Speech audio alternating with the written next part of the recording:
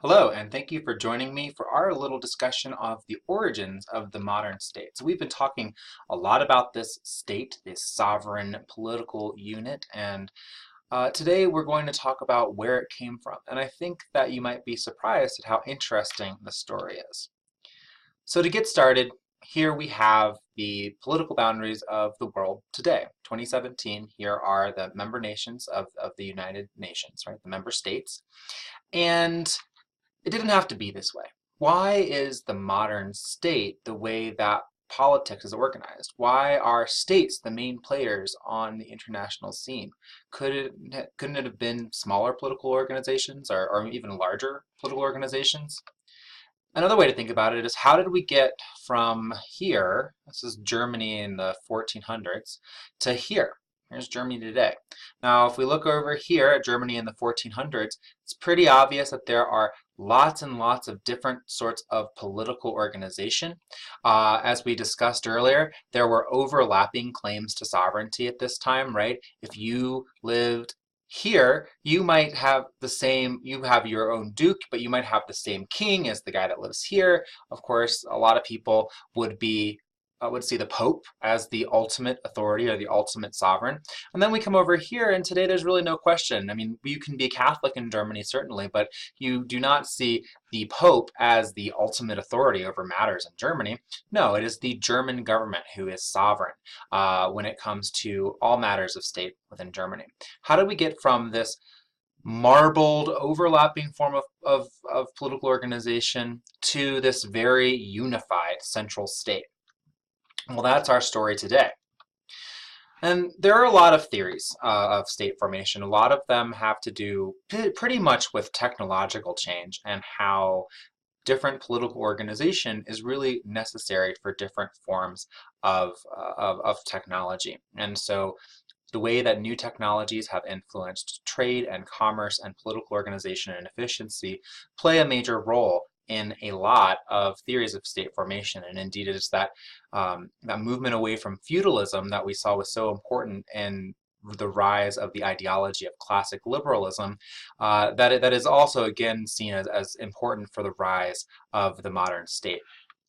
But the most widely accepted theory, and the only theory that we're going to really delve into deeply, is all about violence, and it's about organized crime, and that's why we have the Godfather here.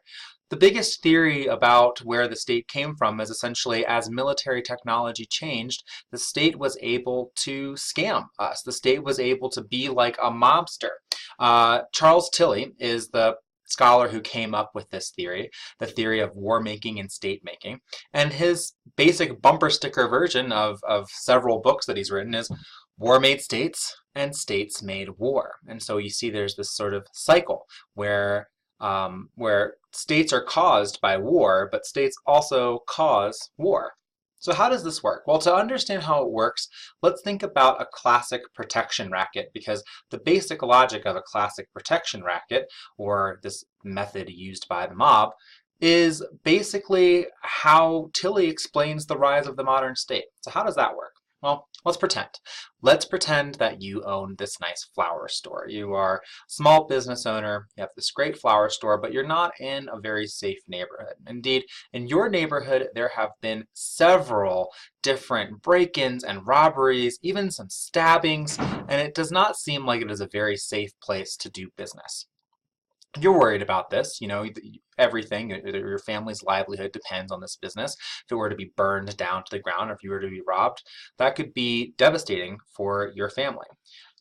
One day, a guy looks like this is actually Al Capone, but you know, a guy walks into your store and says, "Oh, what a lovely flower store you have here.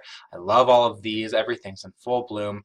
It's just what a great thing it is that you're doing here." And it would be such a shame if somebody came in and burned this place to the ground or stole all your money and beat you up and beat your family up. That'd be such a bummer. But you know, it's a bad neighborhood out there. There's a lot of bad guys out there. And you know, I could potentially protect you. I mean, if you gave me some resources if you gave me a little bit of money, I could probably protect you. Me and my guys, we could make sure no other guys hurt you. But you know, if you don't pay me, well, I can't even guarantee that my own guys won't rough you up. I mean, there's nothing I can really do if you're not paying in to our gang. This is the idea of a protection racket. It's a racket, it's a scam because you don't really have a choice. Your choice is either give money to this more powerful mobster who has, the power of violence over you, or risk living in, I guess, what would look like a state of nature here, right? Where you are not sure if other mobs are going to come and get you, if this guy's mob's going to come and get you, if other business owners, the flower store down the street might be paying mobs to come and burn you down to get rid of their competition. It's a dangerous world. It looks a lot like the state of nature. And the basic logic of Tilley's theory about the origins of the modern state is that this is how it basically played out in Europe at the end of feudalism, where we have, remember that map of Germany in the 1400s, tons and tons of tiny little political organizations. None of them are very powerful, and that means that they're vulnerable. And so the bigger lords and kings are able to go to these small communities and say, wow, it's a dangerous world out here. There are people pillaging and raping and burning, and it would be such a shame if your lovely little hamlet were just destroyed and everybody was killed. But if you give me a little bit of a cut of your crops and your commerce, right? This is taxes. If you give me a little cut, well, I'll protect you. I happen to have a little bit of a militia, and if you all serve in this militia, if you pay me taxes, then we will band together and we'll make sure all these bad guys out in the world, they're not going to come for you. So the idea here is getting out of the state of nature. This is very Hobbesian. This is the creation, the origin story of the Leviathan. And the Leviathan comes in the form of these sort of local mobsters who are going around pooling the resources of all these little communities to say, I'll protect you. And of course, they become bigger and bigger and bigger. And it is a self-perpetuating cycle. So imagine a really small place that becomes part, that unifies together to become a more powerful military force in the region, while other places are also binding together so that the military forces of your neighbors also become more powerful. And then you have to bind together, right? War is making states in that the threat of war is causing people to give some of their sovereignty and their resources in the form of taxes and even military service to bigger lords, bigger kings. But in a cyclical fashion, these bigger lords and bigger kings are waging war against each other, and so they need even more protection, right? So you need protection, so you join a state, but then the state makes war, so you need protection even more, so the states get bigger. This is sort of a self-perpetuating cycle. Charles Tilley says, war making and state making, quintessential protection rackets with the advantage of legitimacy, qualify as our largest examples of organized crime, right? And so he's saying the development of the modern state is just like the mob, except for one thing. They have that magic secret sauce, legitimacy. If the mob comes to your flower store and bursts in all the windows because you didn't decide to join, well, we don't see that as very legitimate. But if the state decides to use coercion against you, well, that is legitimate. The state spreads in this gradual process, and it really happens in Europe, where the technological advances in weaponry make weaponry more expensive, so it's accessible to fewer people, and changes the logic of war, and that means you need more resources, bigger political units in order to utilize those military technologies. And you have this long process as the big fish, or the big political organizations, eat the little fish, the little political organizations, right?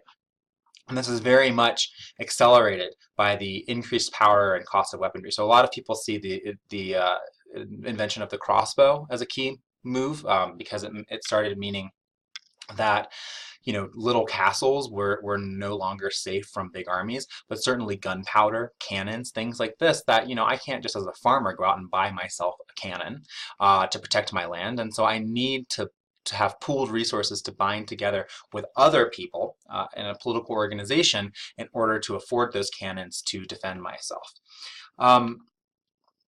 The organizational power of the modern state is also really incredible.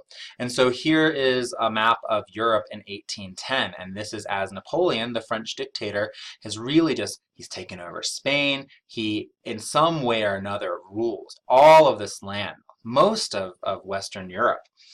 And how did he do this? Well, in the wake of the French Revolution, Napoleon was able to make what had never been seen before, a modern bureaucratic state. A lot of people would look back at the Napoleonic state of France in the early 1800s and say that's the first time you had this massive territory, everybody working together in a massive bureaucracy to produce swift, powerful militaries based upon huge resources, right? And it was so powerful that after Napoleon's defeat, all of these other political organizations, they had to sort of emulate that to keep up. It was very much a dog eat dog world. They either had to emulate this form of political organization or risk being run over.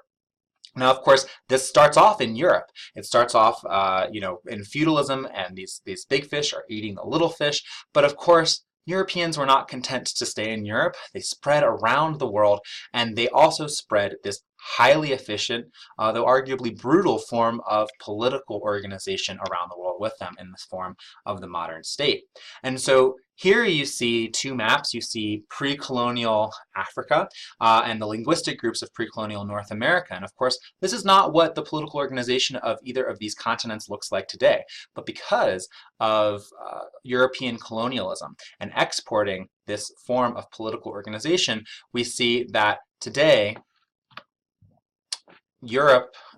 Africa and North America look very different than their pre-colonial origins. And of course, we've discussed the differences between nations and states, right? The nations of these continents and the states that they ended up with do not necessarily overlap, and that causes all sorts of problems ranging from violence to injustice. So that is our brief story of the origin of the modern state. I told you it was a little more interesting than you probably would have expected. Get in touch on the Q&A board if anything at all is unclear, and have a wonderful day.